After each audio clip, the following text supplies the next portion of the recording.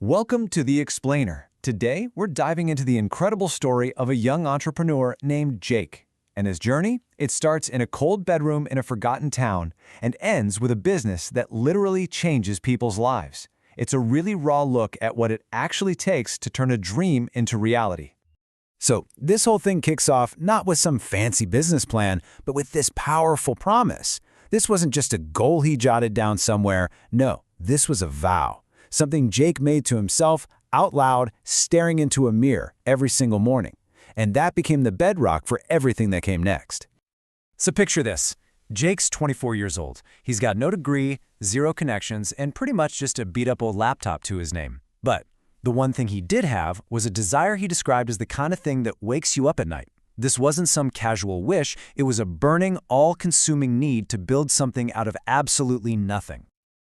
And you know, this incredible drive he had, it was in a complete head-on collision with his reality. His own mother, his brother Marcus, they saw his ambition as this dangerous fantasy. They just kept telling him, be practical, go get a stable job. But where they saw all this risk and potential failure, Jake saw the one shot he knew he couldn't afford to miss. So he gets to work. But from months, his relentless effort led to absolutely nothing. He poured every waking hour into designing phone cases, listing them online, trying every trick in the book, only to be met with total, deafening silence. He had to face the hard truth. Whatever he was doing, it just wasn't working. Zero. After all that work, that's what he had to show for it. Now, for most people, this is the end of the road, right? This is the moment you listen to all the doubters and you go get that real job. But for Jake, this big fat zero became a question mark, not a period. He was inspired by this very idea, from a book he'd picked up at a garage sale, of all places, and it completely flipped a switch in his head. He refused to see all this failure as the end. Instead, he started to see it like a puzzle. The answer had to be in there somewhere, hidden inside all that rejection. So he totally changed his game plan. Instead of just cranking out more designs, he became a detective. He started obsessively analyzing his competitors, spending days just digging through their shops, reading every word of their descriptions, trying to find that one crucial thing he was missing. There had to be a secret. And then he found it, the light bulb moment, the breakthrough. He realized the most successful shops weren't just selling products. They were selling stories. They weren't just moving phone cases. They were forging an emotional connection. He'd been selling pictures on plastic, while they were selling a feeling. Huge difference. So, armed with this brand new insight, Jake created a design he called the Phoenix Rising. But this time, he did something that was frankly terrifying. He poured his own vulnerable story right into the product description, his struggles, his doubts, and his unwavering decision to rise from the ashes. And after 3 agonizing days of nothing, of silence, his phone buzzed. It was 2 in the morning, a single sale, $35. But let me tell you, that one sale felt like $1 million. It was the proof he needed that he was on the right track, that someone out there actually connected with his story.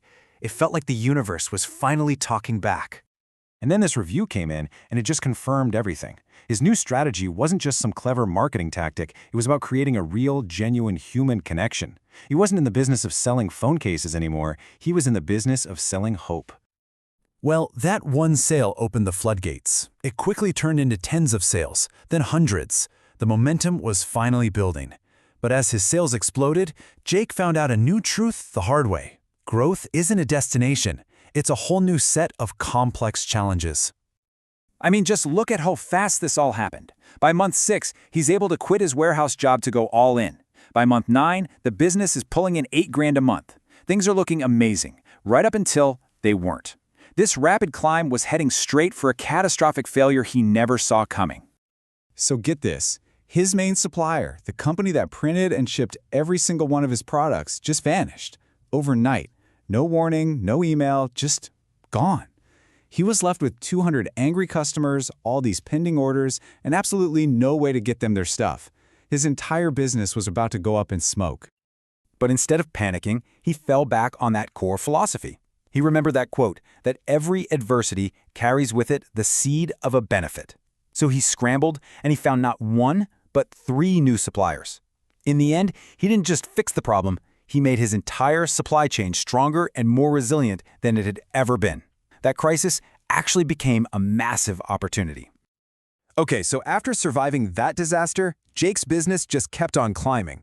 He wasn't just in survival mode anymore, he was actually thriving. And his success started to balloon past even his wildest expectations from those early mornings in his bedroom. By the end of his second year in business, he hadn't just hit his goal, he blew right past it. And more importantly, he had proven to himself, and yeah, to everyone who doubted him, that his dream wasn't just some fairy tale. It was real. But the true measure of his success, it wasn't the number in his bank account. It was the impact he could finally have. It was being able to retire his mom from a lifetime of waiting tables. It was getting a heartfelt apology from his brother. And it was starting to give back to the same community he came from. That's the stuff that really matters. He started getting messages like this one, and they made him realize he had created something so much more profound than just a business. He wasn't just selling a product, he was providing a little spark of hope, a reminder of resilience that, for at least this one person, made all the difference in the world. So as his story started to spread, people all wanted to know the same thing. What was the secret? They were expecting some clever marketing hack, a shortcut, some kind of magic formula that explained how a kid from nowhere with nothing could build all this. But the answer wasn't any of those things. It wasn't luck. The guy failed for months on end. It wasn't connections. He didn't have any. The real answer was actually far simpler and yet a whole lot harder to copy than any business tactic. His secret was desire. Not just a casual want, but a burning, all-consuming desire. The kind that fuels you through all the doubt, the failure, and the exhaustion. It was a force so powerful that giving up was never really on the table. And that's pretty much how Jake explains it himself. He truly believes this level of desire isn't just wishful thinking. It's an active, tangible force. It's the engine that powers you through those impossible moments when every bit of logic is screaming at you to just quit. So in the end, Jake's story isn't really about phone cases at all, is it? It's about the incredible power of human will, which really just leaves us with one question for you. What's the one goal you have that you're willing to pursue with that same unbreakable, unrelenting desire?